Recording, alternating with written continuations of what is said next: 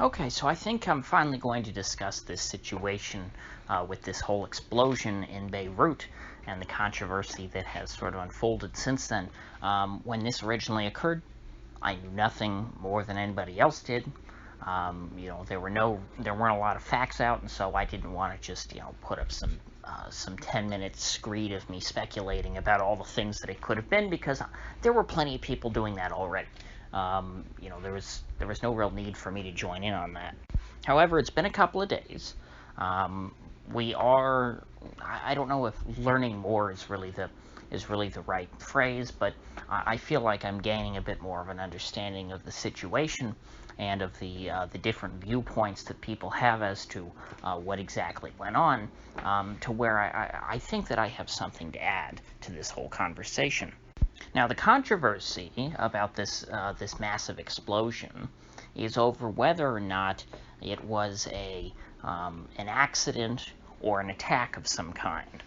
And initially, I probably would have been very sympathetic to the idea that this was some kind of an attack, just because it was such a massive explosion. If you were there in Beirut, I don't know how you would think that it was anything other than an attack of some kind, because how does that happen by accident?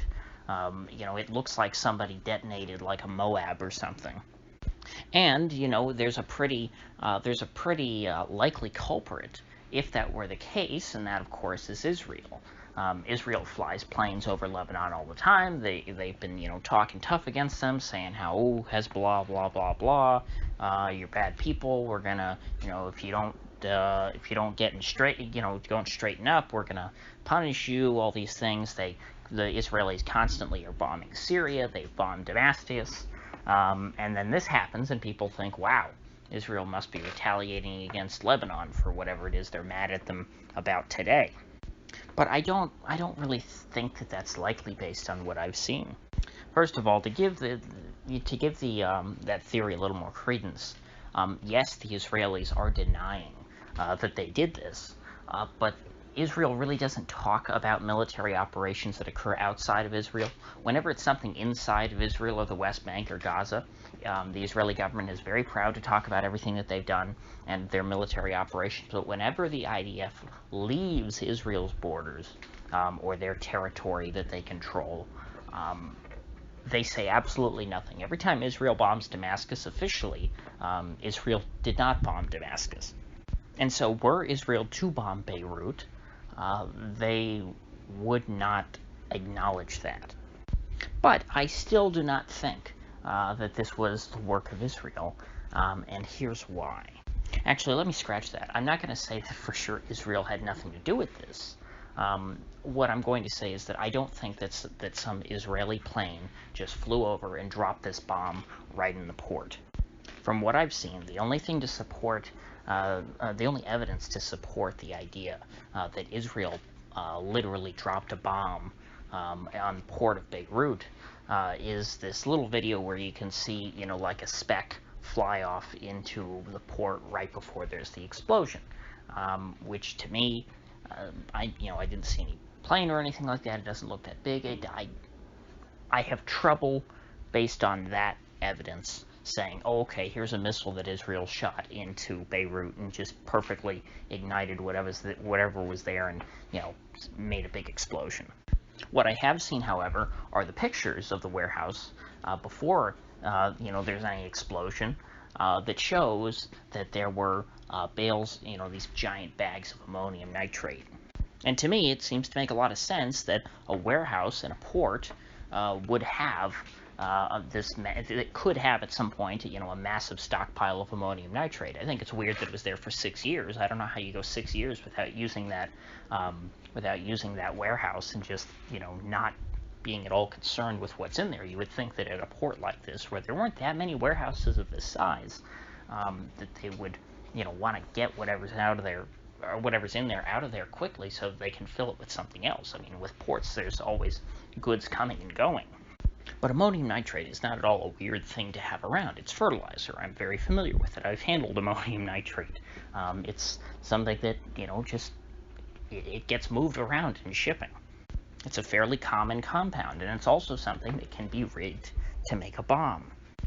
But what bothered me more when I heard this, when the Lebanese government came out and said, okay, there was this massive, there were like 2,500 tons of ammonium nitrate in this hangar or warehouse barn thing. What kind of made me scratch my head is, well, what what set it off? Because ammonium nitrate's not flammable. Like I said, I'm used to seeing this stuff sitting around, and I never think, oh my gosh, better not light a cigarette here, because you could make us all explode or something like that. Ammonium nitrate, it needs other chemicals to interact to activate it in order for it to become explosive, which is why Timothy McVeigh and whoever else was helping him with the Oklahoma City bombing. He famously used diesel fuel and fertilizer, which people thought at the time this was a very novel idea. These are two very common just items that people would have lying around. And the reason for this is that it was mixing the petroleum product with the ammonium nitrate that made it explosive. Ammonium nitrate by itself is not an explosive. It's not a bomb waiting to go off. You have to add something else to it. And so what I would like to see in this investigation is how they explain that, how the authorities, think that this ammonium nitrate was set off. Because, of course, if you wanted to, I guess if you were trying to set off a bunch of ammonium nitrate, you could have some kind of a missile that would, contain a payload that, in addition to being, a bomb that goes off when when the warhead hits its target, also, might have something in it that could set off the ammonium nitrate, like, oil or diesel fuel. But considering that there was already a fire raging, at the port when all of this occurred, I find it would be very odd and convenient timing if the Israelis just decided to, bomb this ammonium nitrate stockpile and send it up in flames at the same time that there was actively a fire right next to it.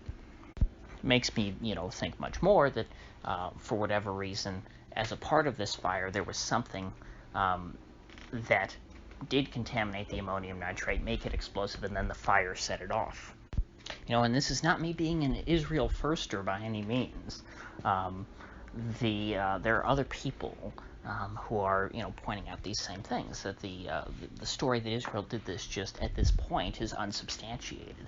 There's this guy, I forget his first name, but his last name's Silverstein, who apparently has some anonymous source that says Israel did it by accident, and that they didn't mean to blow it all up, didn't know the ammonium nitrate was there, they were just trying to hit some Hezbollah weapons stockpile. But Moon of Alabama points out that this guy Silverstein has, he's put out a lot of fake news in the past.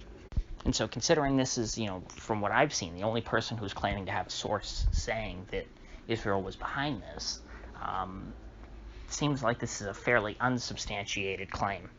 And so I think that while that is possible still, the default position has to be that this was, at the very least, well, the base case, I think, should be that this was an accident. But it is still quite possible that this fire and all this was coordinated in a way to do a lot of damage. It certainly could have been arson. Someone who, because I'm sure lots of people knew that this ammonium nitrate was there.